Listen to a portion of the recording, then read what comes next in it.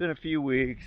I got most of the stuff fixed on the backhoe. I forget where I left you off. I got the one pin pulled on the boom pivot, and was able to get it greased. And here it is, right here. This boom pivot. I got it turned the right way. Got it greased. Got the mud cleared out of it, and got a new bolt stuck in there. So pretty good shape right there. And I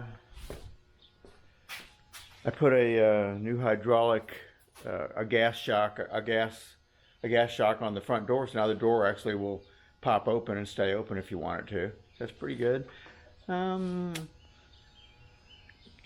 I think I refixed I fixed the tilt, the dump return to dig mechanism, and I think I got it fixed now. Took it over to his house and let him use it to dig out some bushes, and well, by the time he got done, I popped a leak on my dipper cylinder.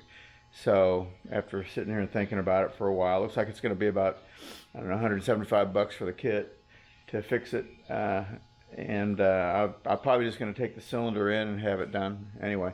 So anyway, today I decided to pull this in the garage and had at it. And here's what I've been doing this afternoon. So I got this in here, put the hoe all the way out, and propped it up on these wooden blocks here, and took the stress off, because I think this would just pinch down and probably cut those hydraulic lines if I let that fall right now, because I think it's only the cylinder that keeps it from coming down. So that's kind of scary. Anyway, I'd ordered some caps for my hydraulic lines, and so I was able to cap those off, which I don't know if it helped or not. I already lost a lot of fluid. First thing I did is I put here's my engine hoist, and I put a chain around the cylinder, which I guess it's around 175, 200 pounds. So it's kind of too big to be dealing with by hand.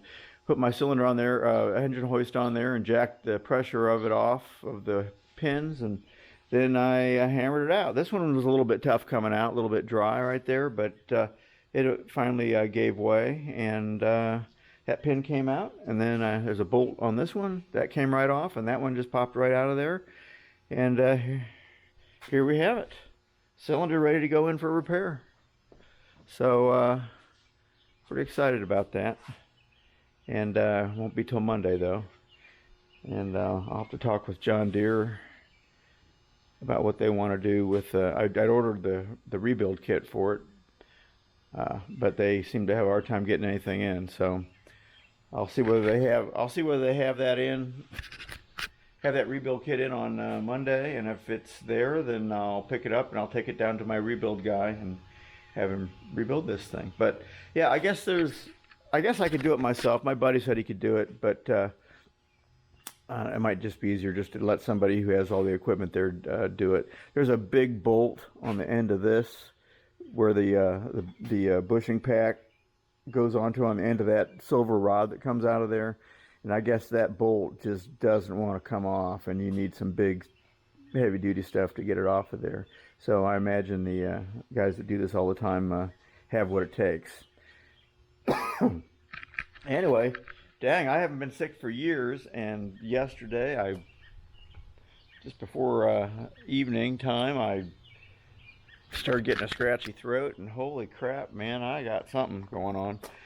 Might be the COVID, I don't know. I never got my shot, so I just was counting on my immune system to work, and so far so good. I'm feeling better.